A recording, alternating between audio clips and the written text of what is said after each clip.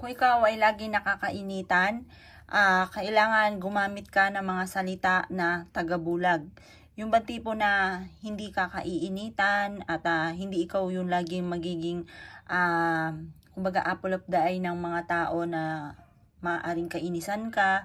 Ito po, ito ang salitang ito, tagabulag po to. Ito para hindi ka na laging apple of the eye ng mga galit or maaaring hindi ka mapagdiskitahan. Kaya dapat dasalin nyo ito, lalo-lalo na kung may tao na parang laging inis sa inyo at ang taong ito, kumbaga magiging dededmahin ka na niya. Hindi ka na niya yung laging apple of the eye na lagi kang nakakagalitan. Yan, kaya bago ka umalis ng bahay ninyo, dasalin nyo po ito. Sa mga tao na lagi na lamang nasisermonan, yan, sa mga tao na parang mainit lagi yung dugo sa inyo, sabihin mo ito.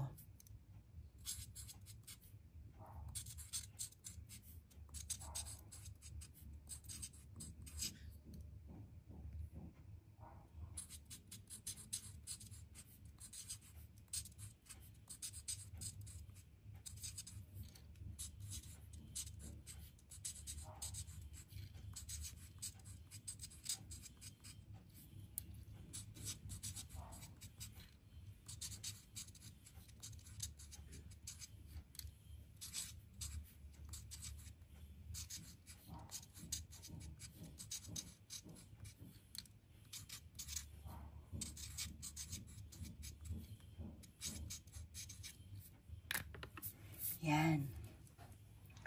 Kung ikaw ay may tao na parang kulo lagi ang dugo sa inyo, na galit siya lagi sa inyo, sabihin nyo po ito at yan po ay aamo sa inyo, yan po ay hindi ka na laging kagagalitan, hindi ka na niya mapapansin.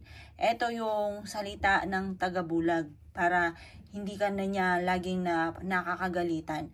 Proven po ito. Kaya kung ikaw po ay bago umalis ng bahay ninyo at may ganyan ka sitwasyon o lagi kang nasesermonan, parang ikaw na lang lagi, gamitan nyo ng salitang tagabulag.